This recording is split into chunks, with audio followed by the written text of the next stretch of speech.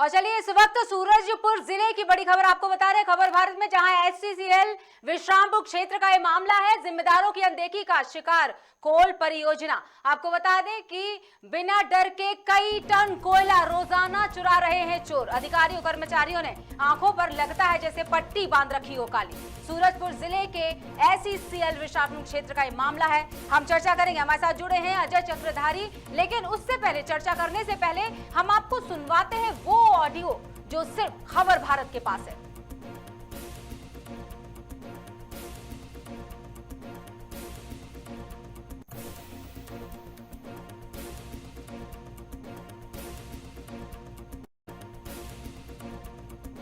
बहुत रात भर चोरी हो गया। कितना टाइम लगभग कई बजे आ जाता हूँ? ये चोरी होल गया तुम्हार 2 या 3 के बीच में, जो शिफ्ट चेंज होला दिन में, और रात में तुम्हार 8 बजे चालू। कितना जनसंख्या रहा था? 200 है ना? 150 200। यहाँ तो संभाल लेती है मन, रेहर में तो संभाले नहीं पिए ना। चोरी जो कर रहे थे बेचत खाते सब चारों से ना भैया।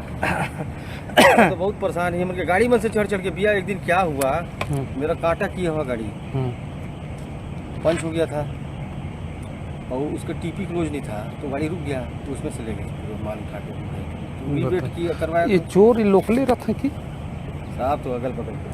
अच्छा, एक दिन एक को कोई दब भी गया था, तो कमर का नहीं टूट गई सोकर, वो दिन नहीं रहना मन लगी। कहाँ का आदमी? यहीं गेतरे का है ना?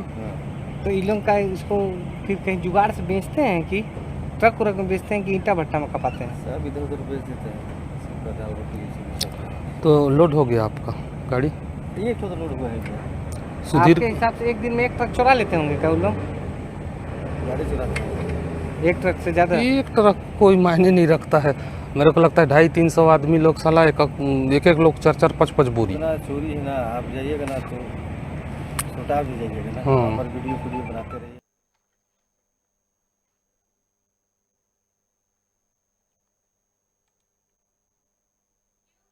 और अब जैसा कि हमने सुना कि किस तरह से बातचीत चल रही थी संवाददाता के साथ, रहन खदान में काम कर रहे व्यक्ति की बातचीत खुफिया कैमरे में कैद हो गई। और लोगों ने क्या कुछ कहा, पहले हम सुनवाते हैं कुछ चर्चाएं, उसके बाद हम बात करेंगे हमारे संवाददाता से।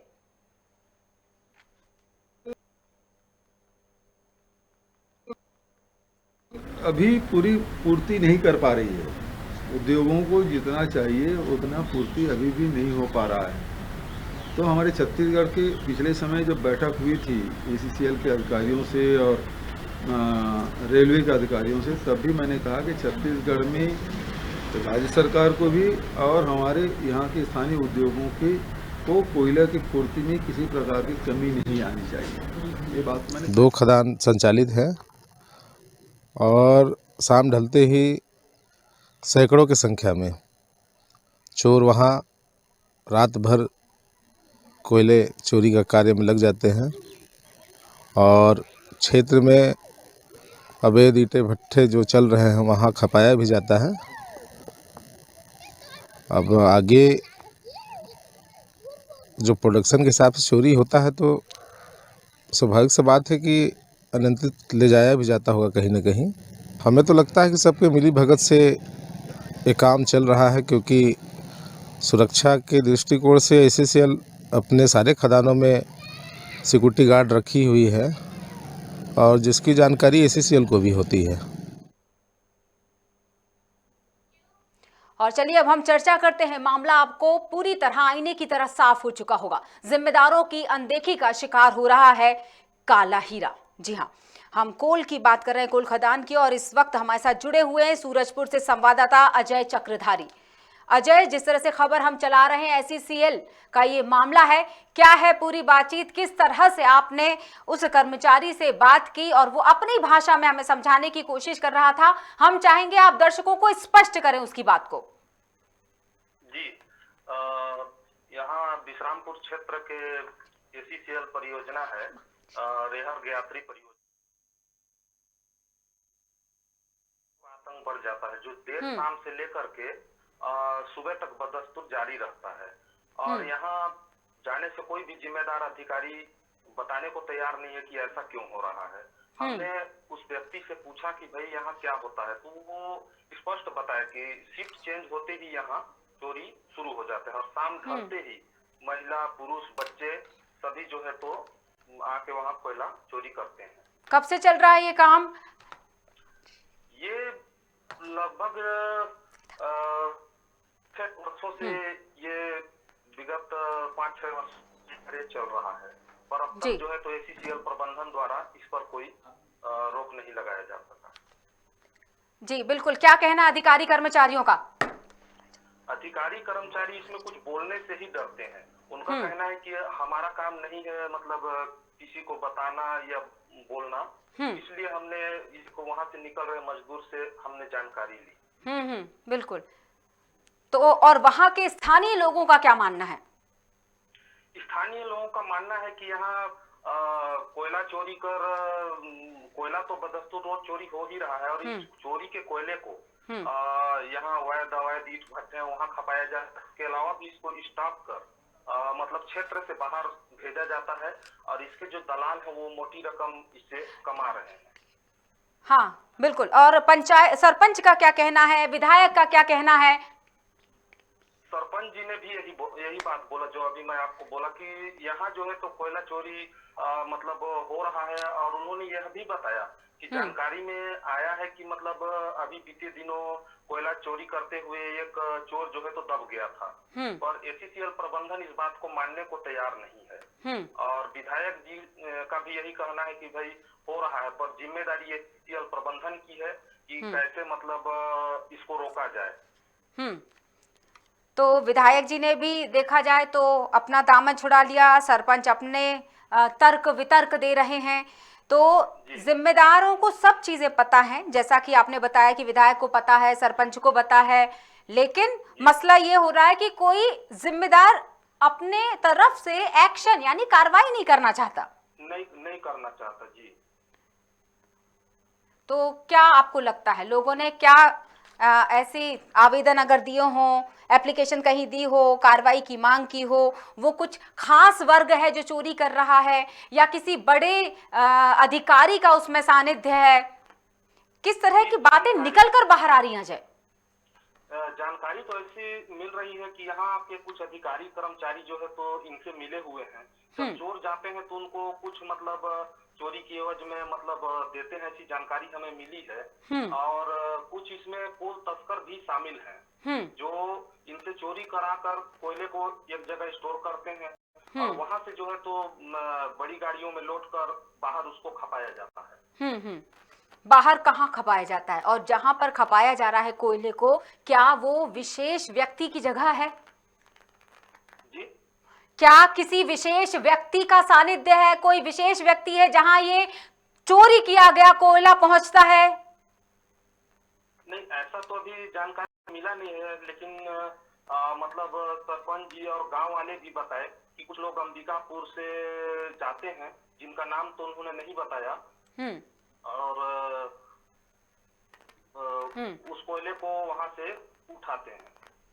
जी, सरपंच और विधायक हम दोनों से बात करने की पूरी कोशिश कर रहे हैं। दरोगा सिंह वहां के सरपंच हैं पौड़ी के, खेल सिंह साय विधायक हैं। आपने जब इन दोनों से बात की होगी, जैसा कि आपने बताया, तो उन्होंने कहा कि जानकारी तो पूरी है लेकिन वो उसमें ठोस कदम नहीं उठा सकते। इसके पीछे कुछ खास कारण अजय बताया कि कहीं से उनको रोक लगाई गई है इस पर एक्शन लेने के लिए, या वो किसी तरह से सिर्फ कहते हैं ना कि आंखों देखी मक्खी नहीं निकली जा सकती, लेकिन जरूरत है कदम उठाने की, जरूरत है आवाज उठाने की, जरूरत है एक पहल करने की, बिना डर के निडर होकर। जी सूरज, अजय जी जी इसमें एसीसीएल प्रबंधन जो है तो इन जैसे सरपंच जी ने बताया हमको कि जनप्रतिनिधियों का ये बात नहीं सुनते हैं। ये जो है तो मतलब अपनी मनमानी पे उतारू है, जबकि इनकी आंखों के सामने सब कुछ हो रहा है। कई बार कोयला पकड़ाया है। अब जब इतने बड़े पैमाने पे हो रहा है तो वहाँ एसीसीएल का कोई भी कर्मचारी गार्ड हो उधर जाना ही नहीं चाहता है। अब ऐसे में कोयला चोरी कर रहे हैं और क्षेत्र के लोग ही हैं। अब उनको अब नाम तो नहीं पता कि कौन है, लेकिन क्षेत्र से आसपास के लोग ही मतलब कोयला चोरी कर रहे हैं। बिल्कुल, कितने लोग शामिल होंगे इसमें, कितने समय से ये काम चल रहा है, कुछ खबरें निकल कर आई हैं? इसमें ये तो 4-5 वर्षों से ऐसा मतलब चल रहा है और देर शाम होते ही 6-7 बजते ही यहाँ कोयला चोर जो है तो आ जाते हैं और 200-300 की संख्या में मतलब कोयला चोर रहते हैं, चाहे वो रेहर खदान हो या ज्ञात्री खदान हो। जी बिल्कुल। चलिए हम कोशिश करते हैं, दरोगा सिंह सरपंच से बात कर रहे हैं, हमारी टीम लगातार प्रयास कर रही है, लेकिन फिलहाल हम बात करेंगे दरोगा सिंह से। सरपंच हमारे साथ जुड़ चुके हैं अजय जी। दरोगा जी, दरोगा सिंह आपको बता दें पौड़ी के सरपंच हैं और हम उनसे चर्चा करेंगे। दरोगा सिंह जी, आप तक आवाज पहुंची मेरी? जी जी दरोगा जी, आप तक आवाज पहुंची मेरी? हाँ, पहुंच रहा है। जी बताइए दरोगा जी, किस तरह से ये कोयला चोरी लगातार 4-5 सालों से चल रही है बात और आप तक ये मामला है, लेकिन शायद एक ठोस कदम की जरूरत है ताकि चोरी रोकी जा सके, शायद बेईमानी रोकी जा सके, शायद धांधली रोकी जा सके, भ्रष्टाचार रोका जा सके। क्या कहेंगे आप? बताइए, आपके जवाब के इंतजार में खबर भारत। दरोगा जी, दरोगा सिंह सरपंच हैं, मैं अपनी टीम को चाहूंगी कि सवाल का जवाब तो हम लेकर रहेंगे, हम इनसे दोबारा कोशिश करेंगे। ये जुड़े सरपंच पौड़ी हैं और इन सरपंच साहब को जानकारी सारी है, क्योंकि मामला 1 या 2 दिन का नहीं, 4 या 5 दिन का नहीं, 4 से 5 सालों का है। तो जवाबदेही तो है जनता के प्रति, आखिर जनता चुनकर लेकर आती है जनप्रतिनिधियों को जो उनकी समस्याएं सुनते हैं, लेकिन समस्याओं को नजरअंदाज करने की कहा जाए तो ये नजरअंदाज नहीं कर सकते हैं, ये इनके कर्तव्यों के अंतर्गत आता है। सरपंच हमारे साथ एक बार फिर से जुड़े हुए। दरोगा जी, दरोगा सिंह जी, आप तक मेरी आवाज पहुंच रही है? हाँ, पहुंच रही है। दरोगा जी, कोल की बात करें, ऐसी सीएल की हम बात करें जहां से लगातार कोयला चोरी हो रहा है, जी जी, आपको जानकारी होगी इस बारे में? बिल्कुल जानकारी है। कब से है आपको ये जानकारी? लगभग 4-5 सालों से लगातार एसएससी प्रबंधन की जो सुरक्षा की टीम है, उनकी नाकामी की वजह से क्षेत्र में जो माहौल तैयार हुआ है, जो ग्रामीण चोरी के लिए उग्र हो गए हैं और इनको पूरी तरह से खुला छूट दे दिया गया है जी, प्रशासनिक के द्वारा या एसएससी प्रबंधन के द्वारा। दरोगा जी, एक बात बताइए, क्या सरपंच की जिम्मेदारियों के अंतर्गत नहीं आता है इस काम को रोकना या गलत काम पर अपनी आवाज को उठाना? एक सामान्य सा सवाल।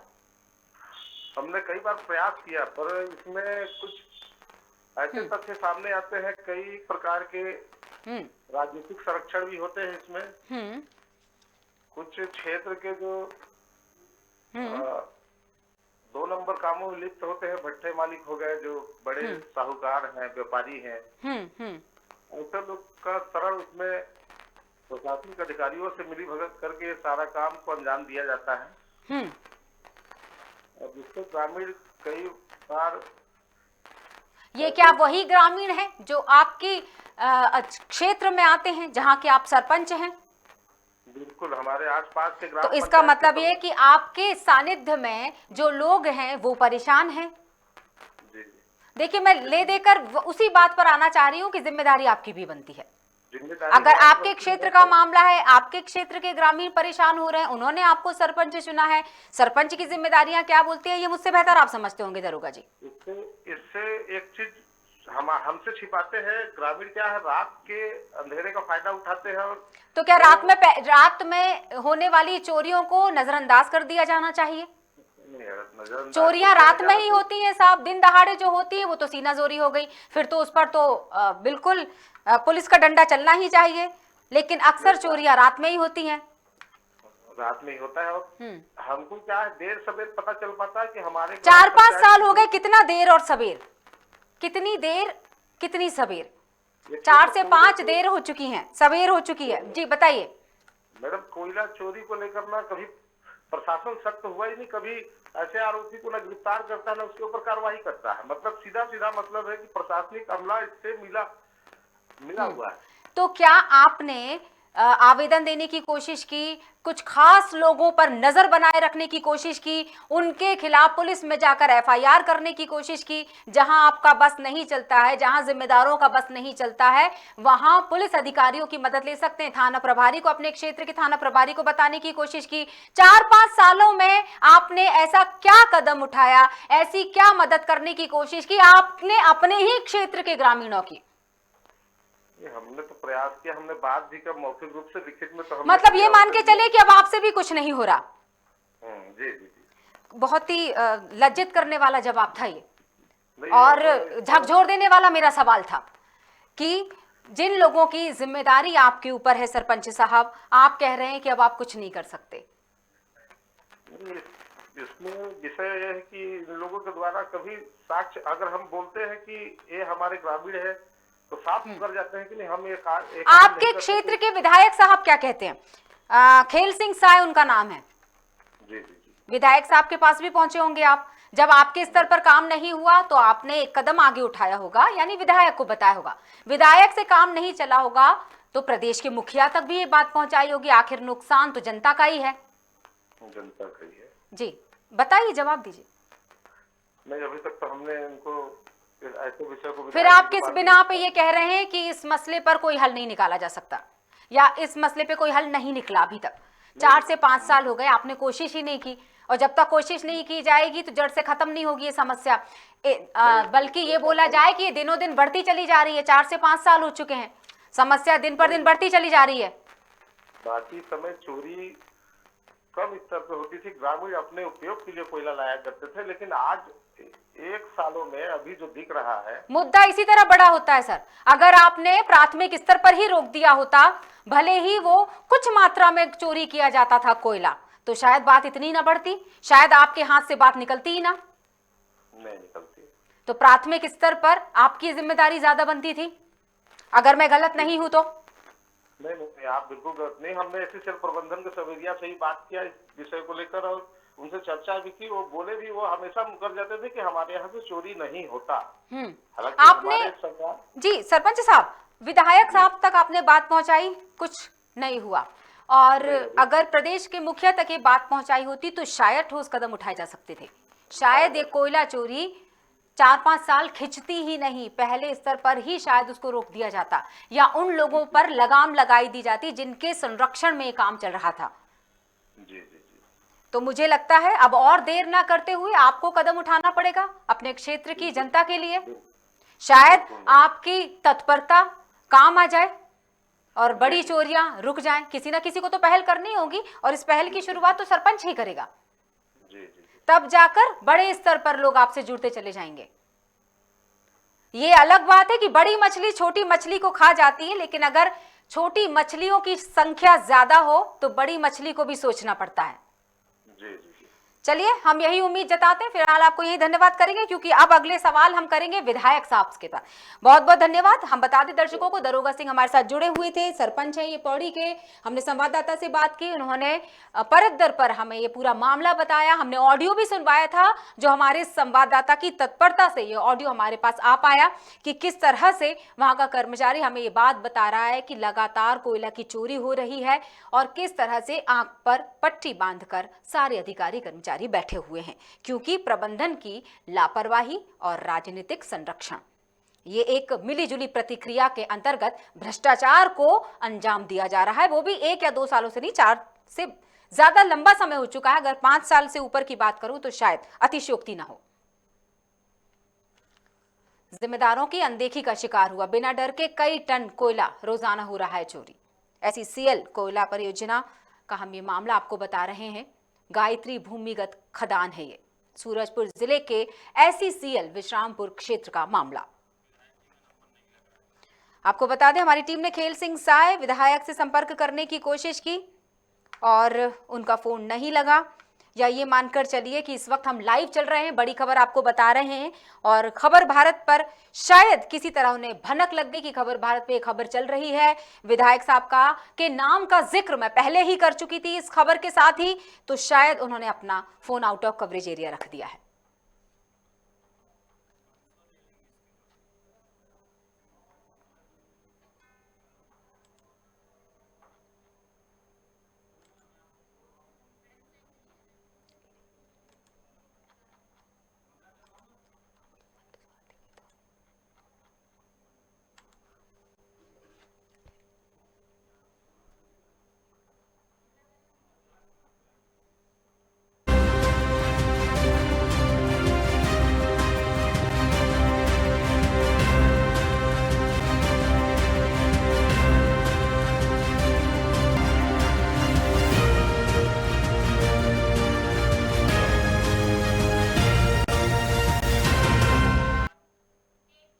और चलिए अब बड़ी खबर आपको मंदसौर की तरफ से बताते हैं। यूक्रेन का मामला गरमाया हुआ है और मंदसौर की बेटी यूक्रेन में फंसी हुई। आपको बता दें मां का रो रो कर बुरा हाल हो चुका है, पूरे प्रदेश में हाहाकार मच चुका है। अभी हाल ही में एक खबर आई थी कि छात्र की जंग के दौरान मौत हो गई है। दरअसल शिकार हो गया गोली का वो छात्र जिसको लेकर बवाल मचा हुआ था।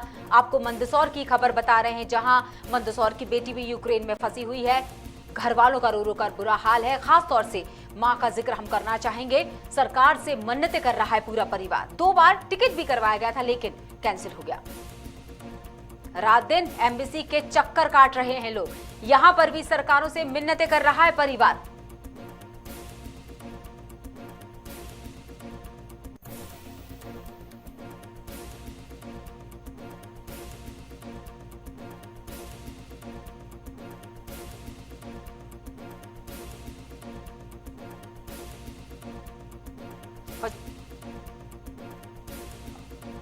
और चलिए अब इस मसले पर हम जिस बात कर रहे हैं, जिस मां की, जिस परिवार की, उनके घर की झलकियां और उनकी कुछ बातें भी आपको सुनवाते हैं।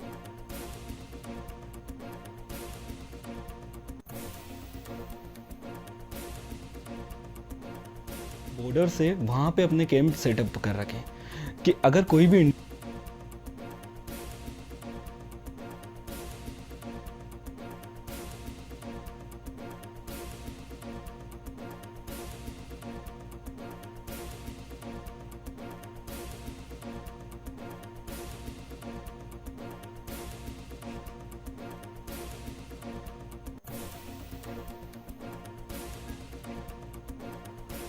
आपको बता दें मंदसौर से बड़ी खबर हम आपको बता रहे हैं, जहां रात दिन एमएनसी का चक्कर काट रहा है पूरा परिवार। मंदसौर की बेटी यूक्रेन में फंसी हुई है और घर के बच्चे अगर मुसीबत में हो तो परिवार का क्या हाल होता है, इसकी झलक हम आपको जरूर दिखाएंगे और उस परिवार की बातें सुनाएंगे जहां लगातार मिन्नतें कर रही है एक मां कि हमारी बच्ची को सुरक्षित घर पहुंचाया जाए।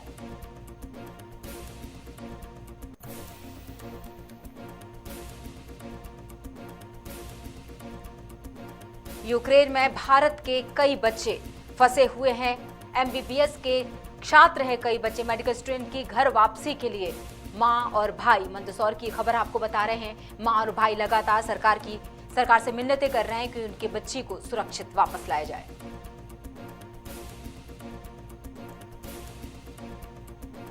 इंडियन स्टूडेंट अगर उन कैंप्स तक पहुंच जाता है तो उन्हें वो वहाँ से इंडिया तक पहुंचा देते। बट किसी ने मुझे ये सॉल्यूशन नहीं बताया है कि लवी से वो उस कैंप तक कैसे पहुँचे। मेन प्रॉब्लम यही है कि अब बहुत सारे विलेजेस पीपुल्स हैं, उन्हें तो इतनी कम्युनिकेशन भी नहीं आती है कि वो लोग कम्युनिकेशन कैसे करें किसी अपने बच्चे से। मंदसौर के नियर में बहुत सारे विलेजेस हैं तो उन लोगों को ये भी नहीं पता है। और दूसरी बात, मुझे ना गवर्नमेंट के द्वारा, ना कलेक्टर्स के द्वारा, ना किसी के द्वारा मेरे को कोई गाइडलाइंस जारी नहीं हुई है कि मैं उसको पढ़ के मैं उसको रीड करके या मैं कुछ एक्शंस ले सकूं। सिर्फ पुरानी गाइडलाइंस है अभी मेरे पास। सिर्फ गवर्नमेंट एम्बेसीज ने बोला था कि लवी से बच्चों को बॉर्डर तक पहुंचाया जाएगा, पर उसका भी अभी तक कोई एक्शन नहीं है क्योंकि और कंटिन्यूस जो वॉर स्टार्ट है और कंटिन्यूस वॉर कीव तक पहुंच चुकी है और कीव से लवी पहुंचने में उसे टाइम नहीं लगेगा। फिर हॉस्टल वगैरह कहाँ पे लोकेटेड है? लवी में हॉस्टल उसका लोकेटेड है, जस्ट नियर टू डेनोय हेलोय लेवी मेडिकल यूनिवर्सिटी के पास में ही है उसका हॉस्टल। और जो हॉस्टल है वो उसके पास में आर्मी कैंप्स भी है, और आर्मी जस्ट मेरी सिस्टर का जो अपार्टमेंट है उसके अपार्टमेंट के जस्ट 1 या 2 किलोमीटर दूरी उसका वो है आर्मी मेडिकल हॉस्पिटल बना हुआ है। आएंगे। बस बच्चों की ये फिक्र लग रही है हमें कि वो ऐसे फंस गए, वो खुद भी डर रही है वहाँ, और उसका मोबाइल भी ख़राब है सर। सबसे बड़ी प्रॉब्लम उससे बात पूरी नहीं हो पा रही है। कभी कभार बात होती है तो इतना उसको भी डर लग रहा है कि वो भी अकेली बच्ची है, और हम भी यहाँ अकेले हैं। न तो खाने में मन लगता है, न पीने में, किसी में भी नहीं, और न सोने में किसी में भी नहीं लग रहा है। और सर उसके दादाजी तो उसकी बात सुन के, ये न्यूज़ सुन के ही दादाजी उसके बिस्तर पकड़ लिया, और ज़्यादा उन्होंने। बस हम तो यही चाहते हैं कि इंडियन गवर्नमेंट से कि वो हमारी पूरी हेल्प करे कि बच्चे के लाने में। और इतने बच्चे फंसे हुए हैं कि सभी आपको लगता है कोई रास्ता सूझ रहा है आपको? सर मेरे को तो खुद को भी समझ नहीं पड़ रही है कि चाहे कैसे भी लाए, चाहे पोलैंड के थ्रू लाए, चाहे हंगरी के थ्रू लाए, चाहे कैसे भी इन बच्चों को बस लेके आ जाए, कैसे भी लेके आ जाए सर। इतना मतलब हमें खुद इतने परेशान हो रहे हैं कि हमें खुद को समझ नहीं पड़ रही कि कैसे बच्चे को। हाँ, टिकट्स को लेके ये हो रही कि सर हमने टिकट्स कराए ना तो रिफ़ंड हो रहा है, और इतने भी हम कैपेबल नहीं है कि हम बार बार वापस टिकट करवाएं। लेकिन फिर भी हम तो कहीं से भी उधार लेके नहीं करवा रहे हैं कि बच्चों से बढ़कर कुछ नहीं होता है सर हमारे लिए, कि हमारे बच्चे बस सेफ़ आ जाए। बस इंडियन गवर्नमेंट से मैं यही चाह रही हूँ कि हमारे बच्चों को सेफ़ ले आए, और ये इतना तो जानती हूँ कि वो करेगी, इंडियन गवर्नमेंट करेगी हमारी हेल्प। और चलिए अब हम बात करेंगे, हमारे संवाददाता शुभम चौहान फोन लाइन से जुड़ चुके हैं। जिस तरह से भी हम सुन रहे थे बातें परिवार की, उनकी माँ, उनके भाई चर्चा कर रहा है कि किस तरह से लगातार परेशान हो रहे हैं, बच्ची से कभी बात हो रही है कभी नहीं हो रही है। शुभम से हम आगे की जानकारी लेंगे। शुभम, जिस तरह से हम परिवार की बातें सुन रहे थे, वाकई तकलीफ होती है, दुख हो रहा है, पूरे देश में दुख का माहौल है। हाल ही में एक छात्र की मृत्यु ने इस तकलीफ को और बढ़ा दिया और चिंता में डाल दिया है परिवारों को। क्या कहेंगे शुभम? ये बताना चाहूंगा कि ये मंदसौर के रहने वाले प्रगति कोटिपोड़ा यूक्रेन के लवी में रहती है और एसबीएस में उसका तीसरा साल है। यानी कि पहले जो स्थिति बन रही थी, पहले कॉल नहीं किया हो पा रहा था, और अभी की स्थिति ये है कि अभी फोन पे बात हो पा रही है जी। और अभी हंगरी में भी पूरी तरह से सुरक्षित है जी, खाना पीना भी मिल रहा है, कोई कहीं से कहीं तक कोई दिक्कत नहीं आ रही है जी। बिल्कुल, और जिस तरह से हम अभी सुनवा रहे थे, वो सरकार से मिन्नतें लगातार जारी हैं, सरकार से मदद की गुहार लगातार लगाई जा रही है। वहां के विधायक यशपाल सिंह साहब ने क्या कहा है उनसे, कब तक बेटी सुरक्षित आ पाएगी, भारत में कब तक आ पाएगी, क्योंकि कल की हुई इस घटना ने रोंगटे खड़े कर दिए हैं परिवारों के। जी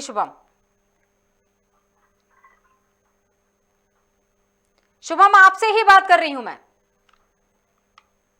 हाँ जी, अभी फिलहाल वहाँ पे हंगरी में पहुंच गए, सुरक्षित है, खाने पीने की कोई से कहीं तो दिक्कत नहीं, लेकिन अभी ये नहीं बता सकते कि कब तक आएंगे। अभी वहाँ पे सभी जितने छात्र वगैरह आए सभी वहीं पर है अभी सुरक्षित जी। बिल्कुल, क्या कहना है सरकार का? मैं विधायक की बात कर रही हूँ, विधायक साहब से बात हुई, हमने सुना है कि सभी क्षेत्रों के विधायक को ये बात कह दी गई है प्रदेश सरकार की तरफ से कि वो लगातार संपर्क में रहें। सारे जनप्रतिनिधियों को ये बोल दिया गया है कि वो लगातार परिवार के संपर्क में रहें, रोजाना उनसे बात करें, उनको ढांढस बंधाएं, किसी तरह से हम बच्चों को लाने की पूरी कोशिश करें। प्रदेश सरकार ने कहा हुआ है, क्या है वहां के विधायक साहब ने क्या कहा, लगातार लोग उनसे संपर्क कर रहे हैं या नहीं? उनको इस समय तसल्ली की बेहद जरूरत है, क्योंकि जब हमारे हाथ में स्थितियां नहीं होती हैं तब सिर्फ और सिर्फ आश्वासन ही दिल को तसल्ली देता है। शुभम, बताइए पूरी बात। जी, पहले के हालात को देखते हुए अब जो हालात है काफी, वहाँ जो छात्रा है प्रगति वहाँ काफी सुरक्षित है हंगरी में, सही से कहते आपको वो दिक्कत वाली बात नहीं है जी। चलिए, बहुत बहुत शुक्रिया शुभम। जिस तरह से हम चर्चा कर रहे थे कि बेटी का मोबाइल खराब हो गया था, आपको बताना चाहेंगे कुछ समय पहले, हालांकि शुभम से अभी बातचीत जब हुई तो शुभम ने आश्वस्त किया है कि परिवार की तरफ से अपडेट मिल चुका है। अभी हाल ही में जब शुभम ने, हमारे संवाददाता ने बात की तो किस बॉर्डर तरह से से अब वहाँ पे स्थितियां अपने काबू में कैंप तो है, सेटअप लेकिन कर रखे ये जरूरी है अगर कि कोई भी बच्ची इंडियन जब तक घर स्टूडेंट नहीं पहुंच अगर जाएगी, मैं और आप यहाँ बैठकर सिर्फ बात कर रहे हैं, चर्चा कर रहे हैं, आप तक परिवार का हाल बता रहे हैं, लेकिन परिवार पे क्या बीत रही होती है ये वही जानता है जिसको ये तकलीफ होती है। रात दिन एम्बेसी से बात करने की बात की जा रही है। हालांकि अभी फिलहाल अगर देखा जाए तो चिंताजनक नहीं है उतनी स्थितियां, लेकिन फिर भी जब तक बच्चा घर नहीं आ जाता तब तक माता पिता तकलीफ में तो रहेंगे ही। एक विचारणीय प्रश्न ये है कि जिस तरह से घटना हुई कल की, उस घटना के बाद परिवार वालों पर क्या बीत रही होगी ये मैं और आप घर में बैठकर अंदाजा भी नहीं लगा सकते। रूस से लड़ रहे यूक्रेन में आपको बताना चाहेंगे कि मंगलवार को जो गोलीबारी हुई थी उस बीच भारतीय मेडिकल स्टूडेंट नवीन की मौत हो गई थी।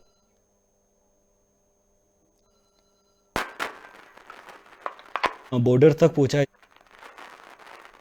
और हमारे साथ जुड़ चुके हैं निखिल कोटीफोड़ा, जो छात्रा यूक्रेन में है, वो छात्रा के भाई हैं और मंदसौर से हम उनसे चर्चा करेंगे। निखिल, बहुत बहुत स्वागत है आपका। जी मैडम। निखिल, क्या स्थिति है, सबसे पहले बताइए आप अपनी बहन के बारे में। मैम, बहन अभी तो सुरक्षित जगह पहुंच गई है फाइनली। गवर्नमेंट का बहुत सपोर्ट रहा मेरे साथ। हाँ, क्योंकि जितने भी गवर्नमेंट पीपुल्स है उन्होंने सब में सपोर्ट करा। पहले जब मतलब पहले ऐसी हालत थी कि पहले वो बॉर्डर भी क्रॉस नहीं कर पा रहे थे, पर अब गवर्नमेंट पीपुल्स ने सपोर्ट करा है। हाँ, बिल्कुल। फाइनली वो आज पहुंची है सेफ जगह पे। हाँ, क्या है पूरी स्थितियां, कब तक आ पाएगी भारत, कब तक घर पर पहुंच पाएगी माँ पिता? ये अभी क्लियर नहीं हो पाएगा कि कब तक पहुंच पाएगी, क्योंकि वहाँ पे हंगरी के वहाँ पे बहुत सारे बच्चे हैं। बिल्कुल बिल्कुल। जो लाइन वाइज भेजिए, जो पहले आ गया उनको, जैसे गवर्नमेंट क्या कर रही है, जो पहले आ गया है उनको पहले भेजेगी, फिर धीरे धीरे। पर सबसे अच्छी बात है कि जितनी भी होटल से बहुत अच्छी है, अकोमोडेशन बहुत अच्छा प्रोवाइड कर रहे हैं, फूड और अकोमोडेशन बहुत अच्छा बच्चों को वहाँ प्रोवाइड करा जा रहा है गवर्नमेंट के द्वारा। बिल्कुल, क्योंकि एक जरा सी लापरवाही ने एक बच्चे की जान ले ली, तो शायद कहीं ना कहीं ये डर बना हुआ था कि हमारे भारत में बैठे उन माता पिता जिनके बच्चे वहां फंसे हुए हैं, उनकी स्थिति क्या हो रही होगी। आपसे बात करके थोड़ी तसल्ली है कि आप जो माता पिता, आप उदाहरण बन रहे हैं कि हमें थोड़ा बहुत सामंजस्य बैठाकर चलना होगा सरकार के साथ। सरकार पूरी कोशिश कर रही है कि बच्चों को सुरक्षित निकाल। मैडम एक बात और बोलूंगा, सरकार की तो पूरी कोशिश है। सरकार तो पहले भी कर रही थी और अभी भी कर रही है, पर दिक्कत क्या होती है मैडम कि जब बच्चे बॉर्डर पे जाते हैं तो वहाँ पे यूक्रेनियन जो पुलिस, जो गार्ड्स खड़े हुए, वो उन्हें बॉर्डर के उस पार नहीं जाने दे रहे। एक्चुअली वो लोग यूक्रेनियन गार्ड ही उन बच्चों को रोक के बैठे हुए, उनके साथ माराकूटी करना और ये सब वो यूक्रेनियन गार्ड कर रहे हैं, ना कि अदर जो स्टेट है जो कोऑपरेट कर रही है इंडिया के साथ। वो लोग कुछ भी नहीं कर सकते ना इसमें। बिल्कुल सही बात है। बिल्कुल। क्योंकि मेरी खुद की सिस्टर के ऊपर यूक्रेनियन जो गार्ड थे उन्होंने गन पॉइंट पे रखी, हवा में गन फायरिंग करी। उसके बाद 3 दिन तक उस बच्ची ने, छोटी मतलब बहुत छोटी है मेरी बहन इवन, तो 21 साल की है, उसने ना 3 दिन तक कुछ खाया, 3 दिन तक ना पानी कुछ मिला, ना वहाँ रहने के लिए कुछ जगह थी, मतलब -10 -20 में। जी निखिल, जी निखिल, अभी कैसी स्थिति है? क्या अभी हमारी लगातार बात हो रही है उससे? थोड़ा सा वो क्या है कि नेटवर्क प्रॉब्लम की वजह से जो है ना, नेटवर्क बहुत इशू है वहाँ, तो इस कारण से बात तो कम्युनिकेशन प्रॉपर हो नहीं पा रहा है। मेरा लास्ट टाइम कम्युनिकेशन मतलब कल मॉर्निंग में हुआ था, बाकी अब धीरे धीरे मतलब 1-2 घंटे 3-4 घंटे में मैसेजेस के थ्रू हो जाता है। तो अभी तो हालांकि अभी तो क्या है कि वो हंगरी के वहाँ पहुंच चुके हैं, तो वहाँ पे उनके लिए बहुत अच्छी सुविधा करवा रखी है। ऐसे ही सारी बॉर्डर्स के अक्रॉस बहुत अच्छी सुविधा है, पर बॉर्डर्स तक अगर एक बार पहुंच जाए कोई भी बच्चा, पर वहाँ अगर यूक्रेनियन पुलिस अगर आपको टॉर्चर नहीं करे, मैं पर्सनली सजेस्ट करूंगा कि या तो आप रोमानिया जाइए या हंगरी जाइए, ना कि पोलैंड बॉर्डर जाइए, क्योंकि पोलैंड बॉर्डर के वहाँ बहुत मतलब रफ एंड टफ बिहेवियर करा जा रहा है। बिल्कुल बिल्कुल निखिल, पूरी उम्मीद है कि बच्ची सुरक्षित आ जाए घर और जिस तरह से डर का माहौल है, उन बच्चों पर क्या बीत रहा होगा जो बच्चे लगातार गोलीबारी के बीच में अपने आप को सुरक्षित रखे हुए हैं। जिस तरह से आपने वहाँ के माहौल की बात बताई कि वहाँ के सुरक्षाकर्मी ही उनमें डर पैदा कर रहे हैं, तो ये जी जी निखिल, जी बिल्कुल, शुक्रिया निखिल हमसे जुड़ने के लिए, तमाम जानकारी के लिए, और जिस तरह से आपने जो सजेशन दिया है। मैडम एक बात और बोलूंगा, जी एक निखिल, बार और मैं धन्यवाद प्रेसिडेंट, प्राइम मिनिस्टर एंड जो हमारे यहाँ यशपाल जी सिसोदिया, सुधीर जी गुप्ता, एक एमएलए है हमारे यशपाल जी सिसोदिया, सांसद जी सुधीर जी गुप्ता, और इन सब के सहयोग के बिना आज मेरी सिस्टर सेफ पहुंची, तो इन सब का सहयोग रहा है। इन सब सहयोग के थ्रू ही मेरी बहन आज मतलब फाइनली अब सेफ जोन में आ गई है ना, तो अब दिक्कत नहीं, अब थोड़ी 1-2 दिन डिले भी होगा तो ठीक है, चलेगा। बिल्कुल सही, बिल्कुल, बहुत बहुत शुक्रिया निखिल अपना मैसेज देने के लिए। और इस खबर को लाइव सुन रहे हैं सारे लोग, इस वक्त हम लाइव चल रहे हैं, तो विधायक साहब के पास भी ये बात पहुंच चुकी होगी। हम पूरी कोशिश भी कर रहे हैं यशपाल सिंह जी से हम संपर्क करें, उनको आपका धन्यवाद प्रेषित करें और उनसे ये जानकारी भी लें कि किस तरह की सरकार की नीति आगे बढ़ रही है। बच्चे सुरक्षित हैं, लेकिन जिन बच्चों पर अभी भी असुरक्षा का जो खतरा है वो मंडराया हुआ है, उनको किस तरह से उस जगह से बाहर निकाला जाएगा, वो अपने सीमा पर, भारत की सीमा पर कब आएंगे, ये इंतजार की घड़ियां कब खत्म होंगी, ये जरूर अगर हमारी उनसे चर्चा होगी तो कुछ खास सवाल हम उनसे जानना चाहेंगे, ताकि उनके जरिए तमाम माता पिता जो इस क्षेत्र के जुड़े हुए विधायक हैं अपने क्षेत्रों को खबर भारत के माध्यम से ये बात पहुंचा सके एक साथ। आपको बता दें, हम अभी हाल ही में मंदसौर के शुभम चौहान, जहां मंदसौर की बेटी यूक्रेन में है, पढ़ाई कर रही है, मात्र 21 साल की वो बच्ची किस तरह से डर के माहौल में अपने आप को संभाले हुए है, ये वाकई एक कहा जाए कि बधाई की पात्र है वो, कि किस तरह से उसने अपने आप को संभाला होगा।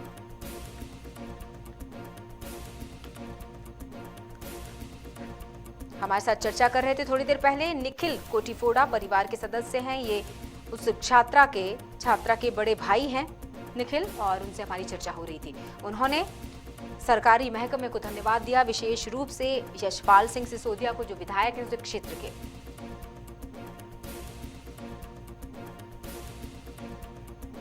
हालांकि विधायक साहब से हम संपर्क करने की कोशिश कर रहे थे, शायद उनको धन्यवाद दे सकते, उनसे आगे की चर्चा कर सकते, लेकिन व्यस्तता के चलते शायद उन्होंने फोन नहीं उठाया।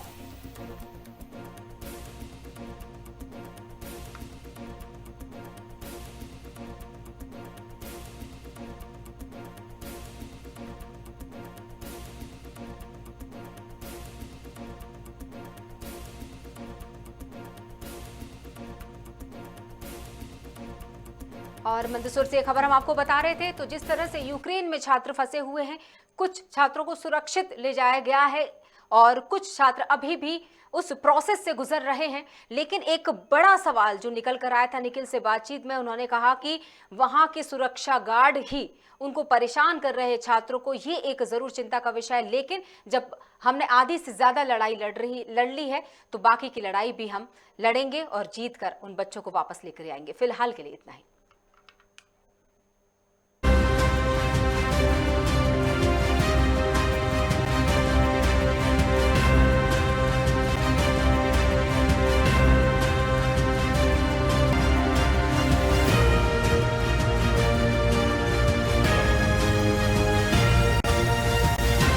पल पल की अपडेट के लिए गूगल प्ले स्टोर से डाउनलोड करें